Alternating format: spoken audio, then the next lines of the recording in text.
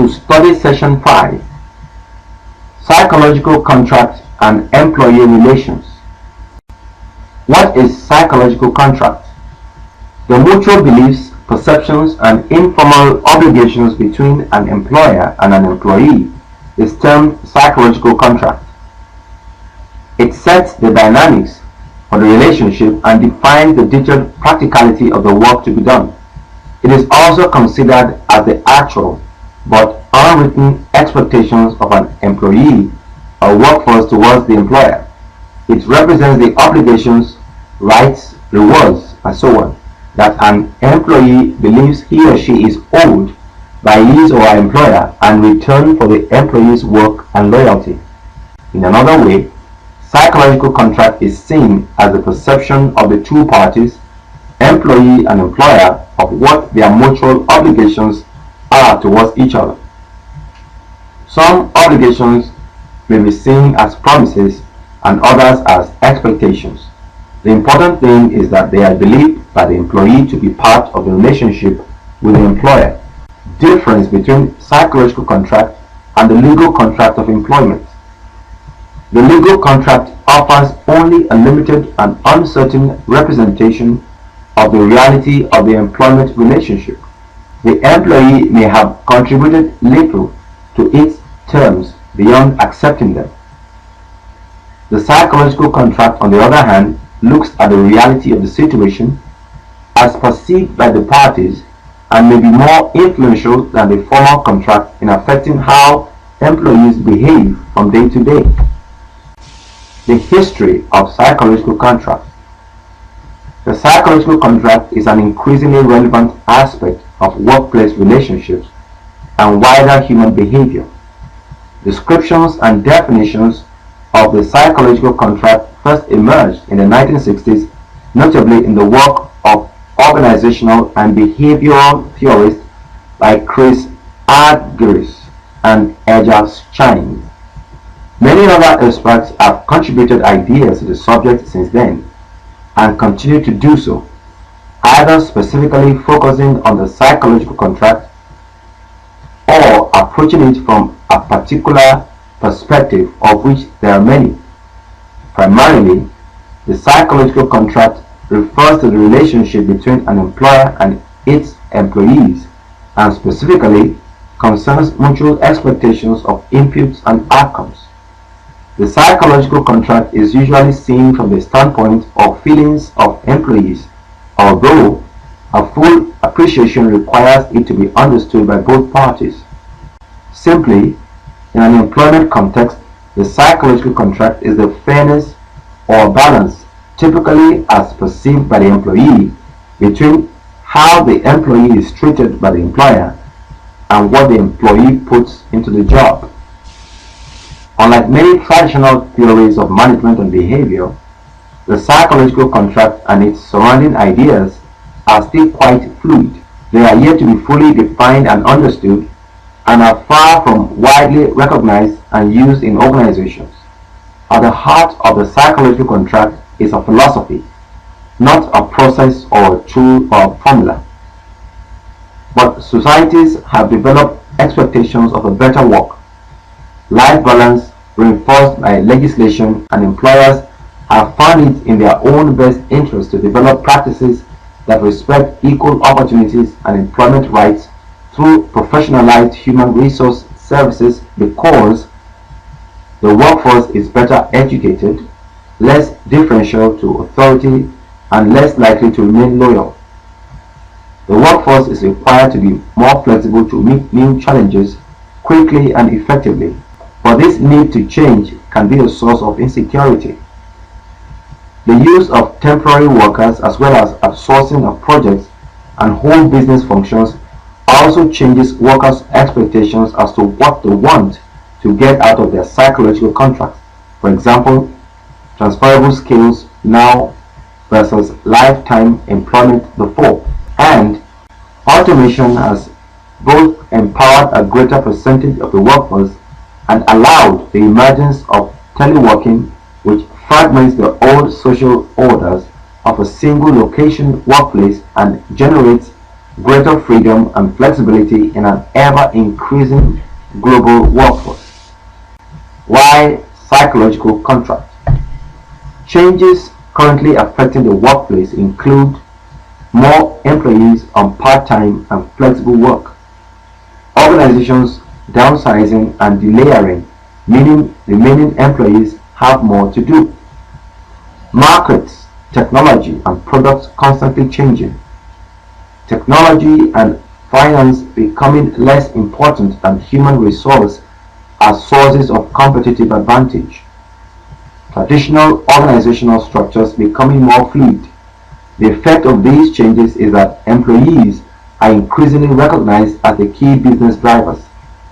The ability of the business to add value rests on its frontline employees or human capital.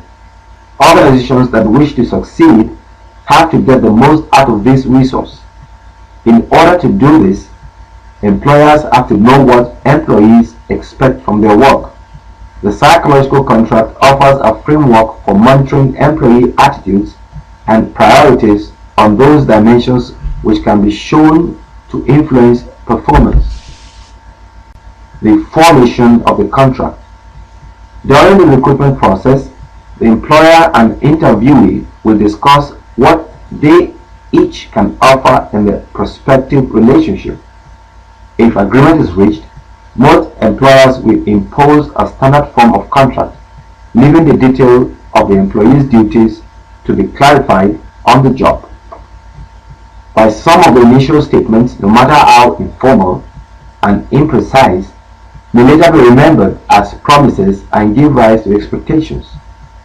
Whether they are incorporated into the parallel psychological contract will depend on whether both parties believe that they should be treated as part of the relationship. The better organized employers are careful to document offers to reduce the risk of raising false expectations followed by disappointment. The first year of employment is critical as actual performance by the employee can be measured against claims and promises made during the interview, and the management has begun to establish a track record in its relationship with the employee at supervisor and manager level. How employment relationship develops. The reality of employment rights and duties emerges through the interpersonal relationships formed in the workplace.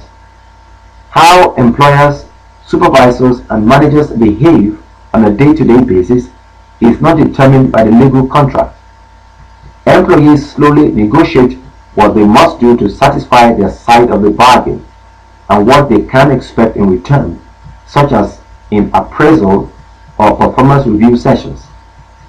Through behavioral action and reaction, the parties explore and draw the boundaries of mutual expectation.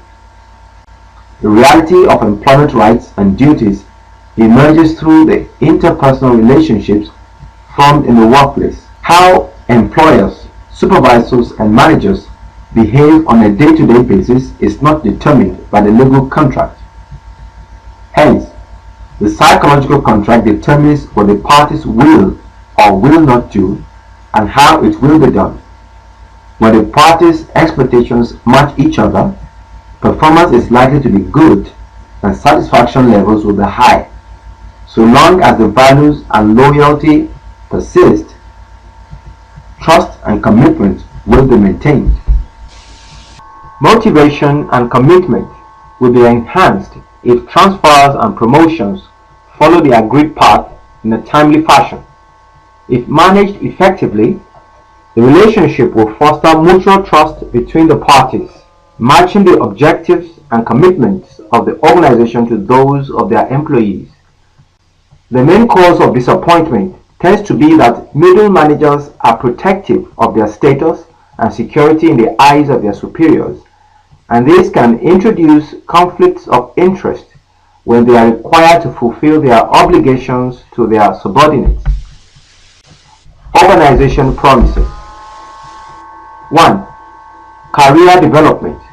Offering possibilities for development and/or promotion within the organization. 2. Job content. Offering challenging, interesting job content such as work in which employees can use their capacities and challenging tasks. Social environment, offering a pleasant and cooperative working environment such as good communication among co-workers, good cooperation within the group. Financial compensation, offering appropriate compensation such as remuneration commensurate with the work. Conditions of employment that have favorable tax consequences. Work-private life balance, offering respect and understanding for the personal situation of the employee. For example, flexibility in working hours, understanding of personal circumstances. Employee promises. 1. Effort and performance. Willingness to make efforts to perform well for the organization. For example, making efforts for the benefit of the organization, doing good work, both quantitatively and qualitatively, working well with co-workers. 2. Flexibility. Willingness to be flexible in carrying out the work that needs to be done. For example, working overtime, taking work home. 3. Loyalty. Willingness to continue working longer for the organization. For example, not accepting every job offer that comes along. Working for the organization for at least several years. 4. Ethical conduct. Willingness to conduct oneself ethically towards the organization. For example, not making confidential information public. Dealing honestly with resources and budgets. 5. Availability. Willingness to keep one's availability status at an acceptable level. For instance, for example, taking training courses that become available. Keeping up with trade literature. Kinds of commitment between employers and employees. These are shown below. Types of psychological contract. PC. There are two types of psychological contract, which are transactional and relational. Transactional contracts. This is the economic or monetary base with clear expectations that the organization will fairly compensate the performance delivered and punish inadequate or inappropriate acts. Relational contract. It is a social emotional base that underlies expectations of shared ideals and values and respect and support in the interpersonal relationships and is subject to the individual parties' beliefs. Difference between transactional and relational PC. These are shown below. Breach of the psychological contract.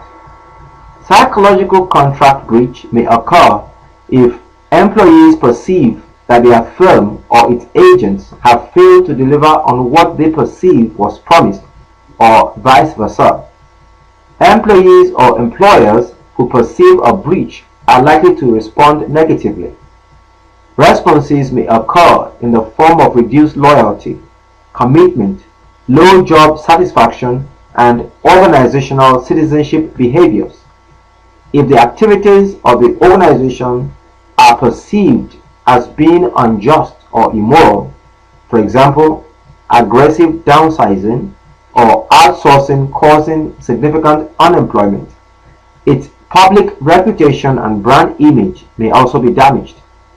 Manager-subordinate mismatch may also cause a breach of the psychological contract. Reactions to perceived violation. Types of contract violation. Inadvertent,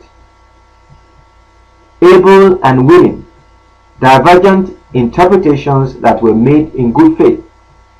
Disruption, willing but unable, when both or at least one of the parties wants to comply with the agreement but cannot. Reneging, able but unwilling, both or at least one of the parties is unwilling to comply with the agreement. Exit. Voluntary termination of the working relationship, either from the employer who lays off underperforming employees or from employees who prefer to leave an unreliable organization. Voice. Effort to negotiate the violated parts of the agreement and resolve potential problems that have arisen in a constructive fashion. Silence. Passive response with no reaction in hope that conditions will change to more favorable terms in the future, but in essence, it often ends in perpetuating the existing relationship. Decreased loyalty. Decreasing the number of extra role or organizational citizenship behaviors they engage in. Strategic implications of the psychological contract.